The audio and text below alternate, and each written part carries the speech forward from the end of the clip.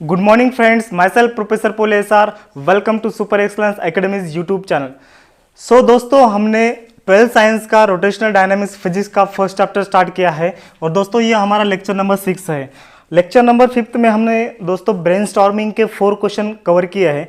कुछ बच्चों का फ़ोन आया था कि सर जो फर्स्ट वाला क्वेश्चन है हमें रिपीट थोड़ा बताओ, क्योंकि वो समझा नहीं हमें। फोर्स का जो प्लस और माइनस साइन कन्वेंशन कब लेने हैं, जो रोटेशनल इक्विलिब्रियम है वो क्या होता है, या फिर जो वेलोसिटी के फाइंड आउट करना है तो कैसे फाइंड आउट करें, ये हमें समझा नहीं डेरिवेशन, वो हमें समझा दो। ठीक है। दोस्तों with in very short time I will explain you. Okay.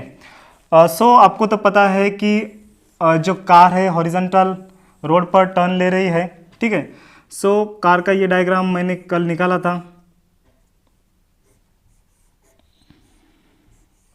ये जो फर्स्ट क्वेश्चन है दोस्तों काफ़ी इंटरेस्टिंग क्वेश्चन है, एप्लीकेशन बेस्ड क्वेश्चन है, क्योंकि काफ़ी सारे आपके जो कंसेप्ट है इस क्वेश्चन से क्लियर हो जाएंगे। ठीक है। ये मैंने कल डायग्राम निकाला था ऐसे ही, और सेम मैंने आज ये डायग्राम निकाला है। ठीक है।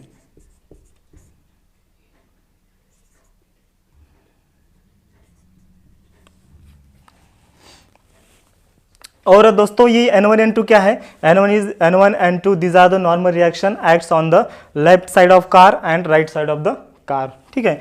इसके दोस्तों इसके पीछे एक टायर है, इसके पीछे एक टायर है। मैंने 2D में ये व्यू ड्रॉ किया है। 2D मतलब 2 डायमेंशनल व्यू होता है। ठीक है। दोस्तों अभी हमारा जो फर्स्ट क्वेश्चन है, फर्स्ट क्वेश्चन मैं एक बार रीड करता हूँ।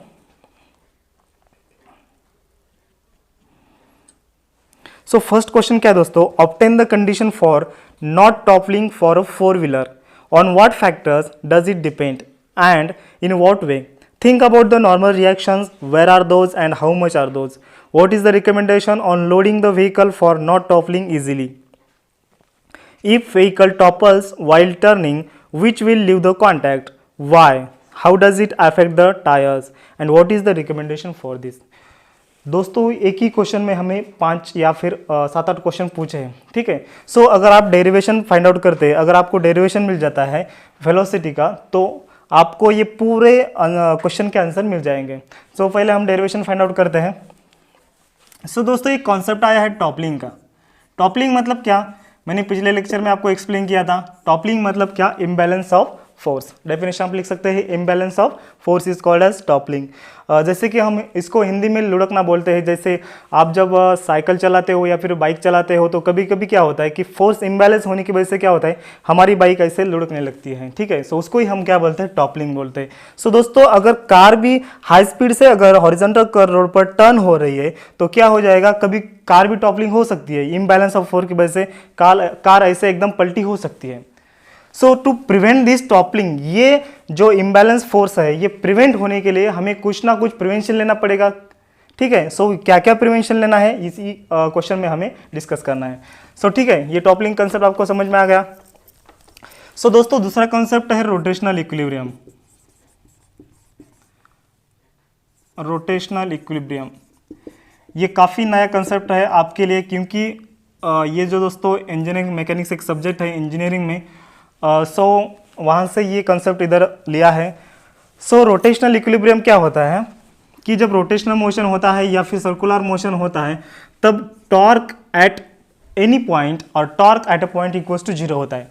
हम इधर क्या कंसिडर करते हैं? Torque about centre of gravity equals to 0, ये हम कंसिडर करते हैं।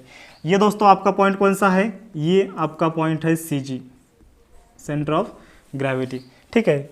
एंड दूसरा जो ये दोस्तों ये सेंटर ऑफ ग्रेविटी एंड जो फिल का जो बेस है रोड का, इसकी जो लेंथ है मैंने h कंसिडर की, and fill and centre of gravity में जो डिस्टेंस है मैंने दोस्तों a कंसिडर किया, और ये भी डिस्टेंस क्या आएगा? It is also equals to a। ठीक है। अभी हमें क्या करना है दोस्तों कि torque about centre of gravity equals to 0 equilibrium condition में हमें लेना है, क्योंकि होता ही है, क्योंकि फोर्स जब बैलेंस होता है तो torque about any point equals to क्या होता है? 0 होता है। जब दोस्तों हाई स्पीड में कार अगर टर्न लेंगी तो इस कार के ऊपर टॉर्क एक्ट होगा, टो एक्ट होगा। टॉर्क मतलब क्या है?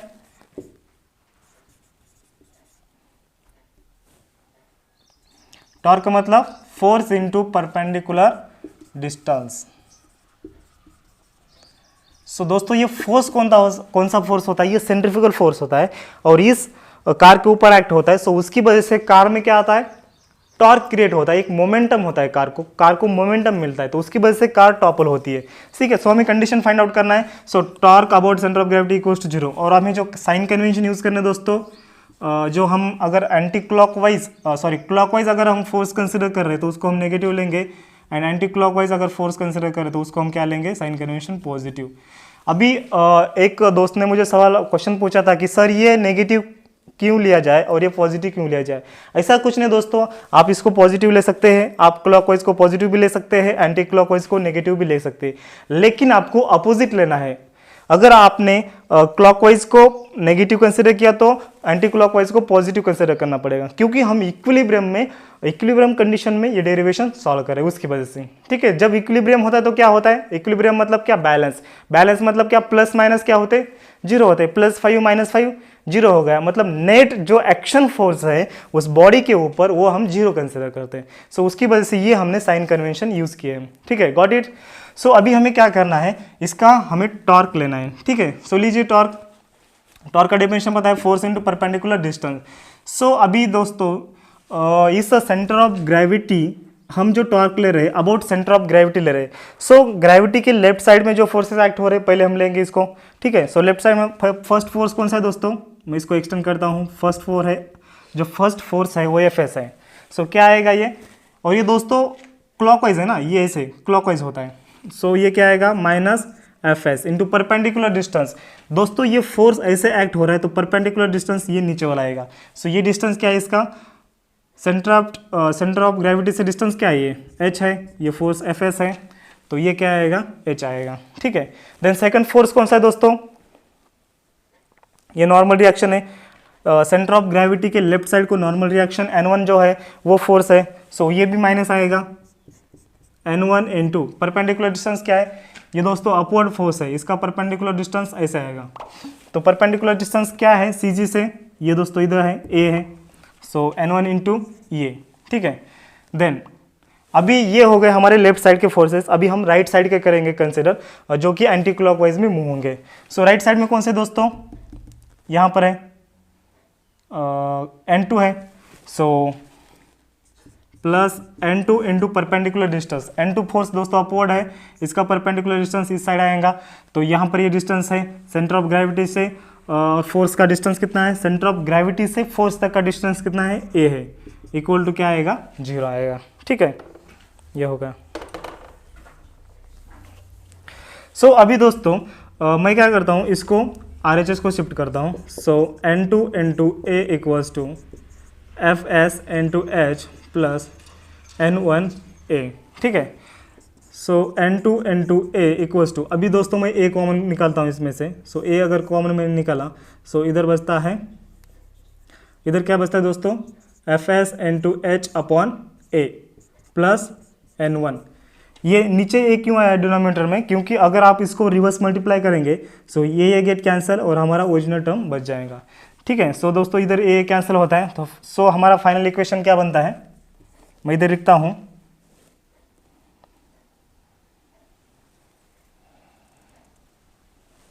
ये A कैंसिल हो गया। So final equation becomes N2 into A equals to N1 plus FSHA। ठीक है, ये दोस्तों हमारा फाइनल इक्वेशन बन गया। मैंने क्या किया, सिर्फ N2 को इधर यहाँ पर लिया और FSH इंटू A को यहाँ पर लिया। सो दोस्तों अभी A से मैं इधर डिवाइड करता हूँ, यहाँ पर दोस्तों ये और ये कैंसिल नहीं होंगे, ये A और ये कैंसिल होंगे, ये जो है यहाँ पर आएगा। क्योंकि ये कैंसिल क्यों होंगे, क्योंकि ये हमने कॉमन लिया है, ये जो स्मॉल ये है हमने इस ब्रैकेट से हमने कॉमन लिया है। ठीक है, सो ये दोनों ये कैंसिल हो गया, तो ये A कैंसिल हो जाएगा और जो FSH अपॉन ये नीचे आएगा। ठीक है, मतलब N2 में इक्वल्स टू क्या आ गया, N2 equals to N1 plus FSH into H upon A। So दोस्तों यहाँ पर आप भी देखो, सो ये दोस्तों अभी N2 क्या है, N2 मतलब normal reaction on this outside tyre, मतलब राइट साइड में जो टायर है उसके ऊपर रिएक्शन कौन सा है, N2 है। N1 क्या है, इनसाइड जो टायर है उसके ऊपर N1 रिएक्शन है, ठीक है। सो दोस्तों Fs मतलब क्या, Fs मतलब friction force is balanced by the centrifugal force और which is provided by the centripetal force. Fs equals to m square upon r। So इसका फॉर्मूला इधर पुट कीजिए। So N1 plus m square upon r into H upon A, ये formula बन जाता है। अभी इस फॉर्मूले से आप गेस कर सकते हैं कि अगर मैंने वेलोसिटी बढ़ाया, अगर दोस्तों वेलोसिटी बढ़ जाता है तो क्या हो जाता है, n2 बढ़ता है, क्योंकि ये प्लस में है ना, n1 तो सेम है। अगर वेलोसिटी इंक्रीज होता है तो n2 बढ़ता है। सपोज मैथमेटिक्स में मैंने इसको 5 कंसिडर किया, इसको 2 कंसिडर किया, इसको 3 कंसिडर किया, ठीक है। सो 3 की जगह पर अगर मैंने 4 लिया, सो यहाँ पर कितना आएगा, ये 2 आएगा। सो 4 + 2 कितना होता है 6। मतलब क्या, ये 6 5 से 6 ग्रेटर है, मतलब क्या हो गया, n2 बढ़ गया। अगर आप वेलोसिटी बढ़ाएंगे तो n2 बढ़ रहा है। सो n2 बढ़ रहा है मतलब क्या हो रहा है कि ये जो cg है दोस्तों, ये cg n2 की ओर शिफ्ट हो रहा है। अगर cg n2 की ओर शिफ्ट हो जाएगा तो क्या हो जाएगा, ये जो n1 है n1 कम हो जाएगा और cg मतलब जो पूरा जो वेट है n2 की ओर शिफ्ट हो जाएगा। और तब क्या होगा दोस्तों, ये जो टायर है ये ग्राउंड से कांटेक्ट लूज करेगा, ये टायर ऊपर उठ जाएगा और जो हमारा कार है वो पलटी हो जाएगा। क्यों हो जाएगा, क्योंकि ये हमारा cg राइट हैंड साइड को या फिर जो हमारे आउटवर्ड जो टायर है उसके ऊपर शिफ्ट हो रहा है। मतलब जो गाड़ी का पूरा लोड किधर शिफ्ट हो रहा है, RHS को इस टायर के ऊपर शिफ्ट हो रहा है। तो ये टायर क्या हो जाएंगे, ये टायर ऊपर हो जाएंगे तो हमारी गाड़ी पलटी हो जाएगी। ये कब कंडीशन है, जब हम वेलोसिटी बढ़ाते हैं तब, ठीक है। सो इसका एक स्क्रीनशॉट लीजिए। ओके, अभी दोस्तों फाइनल जो हमारा फॉर्मूला है यहाँ पर है n2 equals to n1 plus m square upon r into H upon A, ठीक है। सो अभी दोस्तों अगर इन क्रिटिकल केस में क्या होता है कि n1 अगर 0 बन गया, in critical case n1 equals to 0, so n2 equals to क्या आएगा, ये 0 बन गया तो m square upon r into H upon A. So n2 क्या होता है दोस्तों, normal reaction is balanced by the weight, क्योंकि ये नॉर्मल रिएक्शन उसको बैलेंस कौन कर रहा है, vertical force is balanced by the downward force, ठीक है। सो डाउनवर्ड फोर्स क्या है, mg। सो इधर मैं mg लिखता हूँ, mg equals to m square upon r into H upon A, mm get cancel. So हमारा फाइनल इक्वेशन क्या मिलता है, इधर मैं दोस्तों डायरेक्ट लिखता हूँ फी स्क्वायर इक्वल्स टू, शिफ्ट कीजिए इसको rg, ये r को इधर शिफ्ट किया a upon H. So phi equals to under root of rga upon E H. ये दोस्तों हमारा इक्वेशन बन गया वेलोसिटी का, फी मैक्स, ठीक है। सो हमारा जो फर्स्ट क्वेश्चन क्या है, अभी दोस्तों पूरे क्वेश्चन के हमें आंसर मिल जाएंगे। अभी कैसे देखो, हम वन बाय वन लेते हैं। फर्स्ट क्वेश्चन क्या है, obtain the condition for not toppling for a 4 wheeler. क्या कंडीशन है, अगर स्पीड इससे ज़्यादा होती है तो टॉपलिंग होता है, तो इससे कम होना चाहिए। मतलब जो कंडीशन आएगा, क्या आएगा कंडीशन, फर्स्ट क्वेश्चन का आंसर दोस्तों लिख लो, फर्स्ट क्वेश्चन में का ए, ठीक है। क्वेश्चन नंबर फर्स्ट का ए, इसका आंसर क्या आएगा, phi is less than equals to under root of rga upon H. मतलब स्पीड जो होनी चाहिए वो क्या होनी चाहिए, लेस देन और equals to under root of rga into rga upon H होनी चाहिए, ठीक है। सो दूसरा क्वेश्चन हमारा क्या है, मतलब क्वेश्चन नंबर फर्स्ट में ही, on what factors does it depend. जो स्पीड होती है कौन कौन से फैक्टर पर डिपेंड करती है, radius of curvature, acceleration due to gravity. Then ए दोस्तों क्या है, ए क्या है, distance between tyres and centre of gravity, इसके ऊपर डिपेंड होता है। एंड हाइट, मतलब distance between centre of gravity to tyre. अभी दोस्तों इसमें एप्लीकेशन कैसा होता है, जो रेनॉल्ड की डस्टर कार है, सो डस्टर कार का ये जो हाइट है दोस्तों ये कम है। हमारी जो स्विफ्ट डिज़ायर है, स्विफ्ट डिज़ायर, सो स्विफ्ट डिज़ायर का भी ये जो हाइट है कम है। तो उसकी वजह से क्या होता है, वो बॉडी जो कार है, कार का डिज़ाइन ही कुछ ऐसा बना हुआ है। सो उसकी वजह से ये जो कार है डस्टर, रेनॉल्ड की डस्टर एंड जो स्विफ्ट डिज़ायर है, ये दो कार मतलब अगर स्पीड ज़्यादा भी अगर हमने बढ़ाई है तो टॉपल नहीं होंगे, वो पलटी नहीं मारेंगे। क्यों नहीं मारेंगे? क्योंकि इसका जो दोस्तों ए है, अगर ए कम है तो क्या होगा, अगर हम स्पीड भी अगर बढ़ा रहे तो ए कम है मतलब ऑटोमेटिक वो टॉपलिंग नहीं होगी, क्योंकि ऑटोमेटिक स्पीड कम हो रहा है, रिजल्टेंट स्पीड कम हो रहा है। ठीक है, सो ये आ गया कंडीशन इसका। देन नेक्स्ट हमारा जो क्वेश्चन है फर्स्ट में, think about the normal reaction. Normal reaction के बारे में थिंक करो। सो हमने किया N1 N2 है और N1 जो है पूरी तरह से N2 के ऊपर शिफ्ट हो रहा है, जो वेट है कार का N2 की ओर शिफ्ट हो रहा है, ये हमने देखा। Then what is recommendation on loading the vehicle for not toppling easily.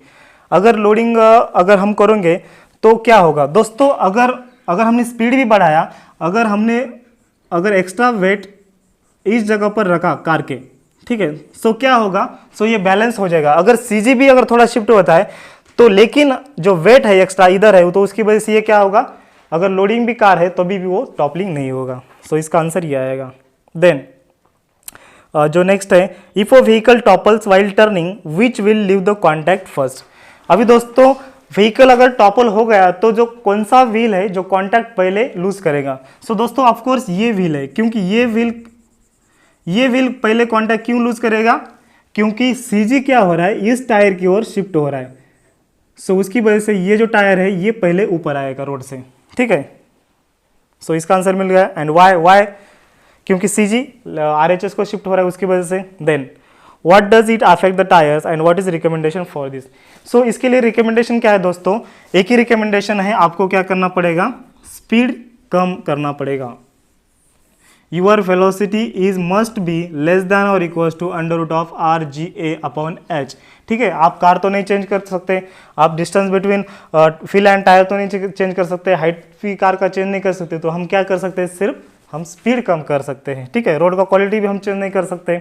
ठीक है, सो दोस्तों उम्मीद करता हूं कि जो फर्स्ट क्वेश्चन का आंसर आपको मिल गया हो।